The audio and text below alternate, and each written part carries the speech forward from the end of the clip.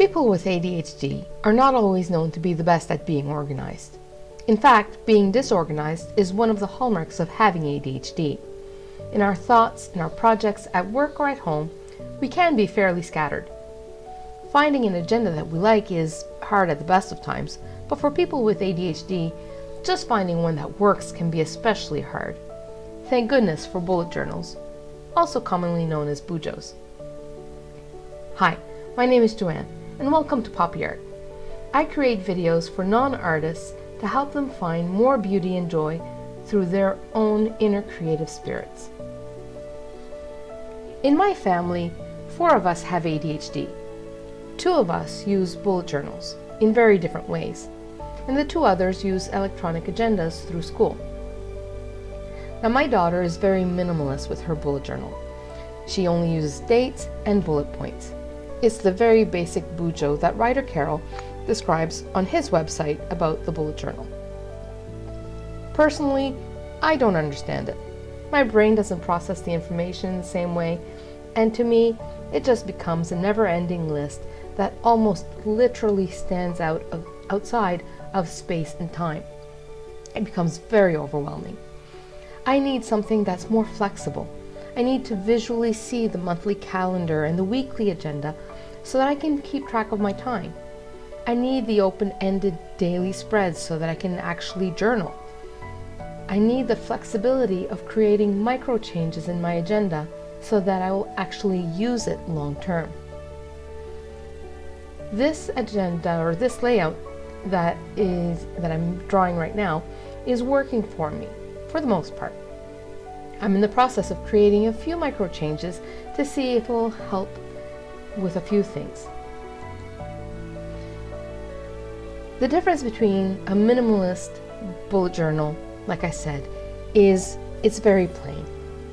You wouldn't have this title page like I have here. You wouldn't have watercolor. You wouldn't have drawings of any kind.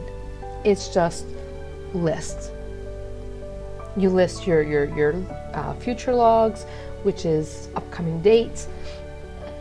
You list your index. You list your daily activities. You list your everything. Everything is a list. Like I said, need some flexibility. I need a little bit of art. I need a little bit of visual breaks in what I'm doing. So I have a title page that I like to create with a little bit of art. Here I'm using some watercolor pencils and a little bit of water to activate the paint and create something that's very light without overwhelming the page.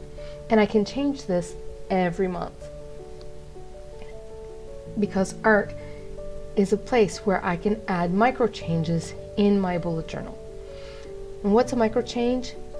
It's a little change. It's what it is. It's what it sounds. So here I'm laying out my goals and focus sections, my habits and social sections, so that I will actually be able to create something with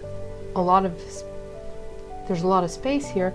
It'll allow me to create something that I can add some art and some doodles as I go along. But when I first start, I leave it very plain because too much visual information actually makes it overwhelming as well. Here I add my social media space, and I'll be able to track some social media things in my bullet journal. But with the space that I have, it allows me to create the things that I need for myself. And that's the beauty of bullet journals, is that you can use it, you can create things that work for you, and you can change things so that it continues to work for you. I cannot tell you how many times I bought an agenda and never did anything with it. Even so, every once in a while, I'll fall off the bullet journal track, let's say, but I always find a way back. And this has been the journal that I've used for the last 2 years, and that's the most success I've had with any type of journal or agenda. For the most part of the last 2 years, I've been using my bullet journal fairly regularly, which is astonishing for me. Having the ability to make micro changes, such as changing the color of my pen, changing the layout of my journal, or even just adding something artistic, a different artistic medium or different artistic style, is enough to keep me on track and use my bullet journal. So every once in a while I'll add something that allows me to be inspired in my journal, usually through quotes, but sometimes it'll be through art. This month it happens to be in a quote from St. John of the Cross, which says, "If a man wishes to be sure of the road he walks on, he must close his eyes and walk in the dark." And seeing that I'm starting a journey of being a YouTube creator, I thought this was an appropriate quote to have for the month of March, because it inspires me. I close my eyes and take that first step. If I look at all of the details, if I look at how deep the it can all of a sudden become very overwhelming. So all I do is I close my eyes and take that first step, and I walk in the dark, and I go about my merry way. Thank goodness that I can organize a few things, and this is my YouTube layout. It's a Monday to Friday layout, so that it gives me the weekend to be with my family. And I hope that I'll be creating videos and uploading them for Fridays. That's my goal, crossing my fingers.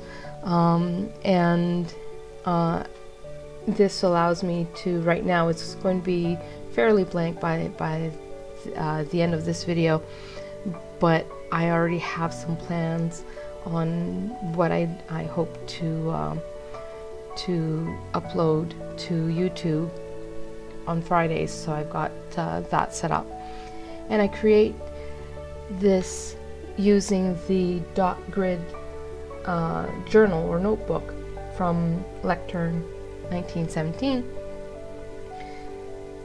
which isn't visually busy, which is very important.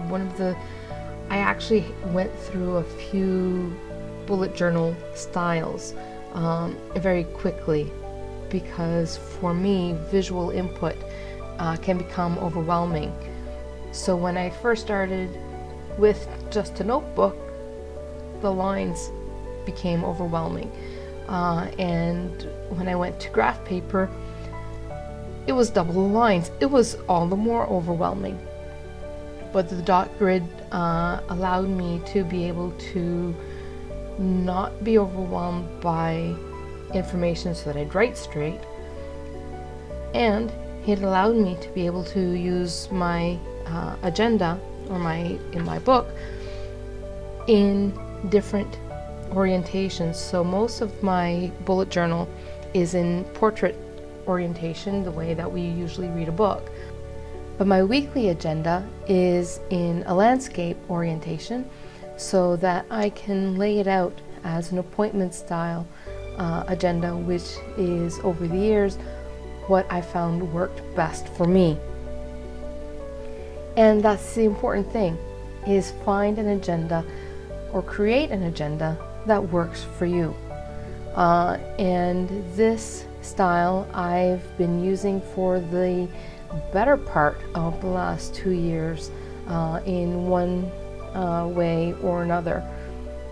It's very simple, lays out very quickly, and I have a better idea of what I have that goes through my day. So whether you have ADHD or not, the bullet journal is a great way to stay organized. Try it and let me know what you think. Don't forget to hit subscribe for new videos. I'm hoping every Friday. I have ADHD, so and thank you so much for watching.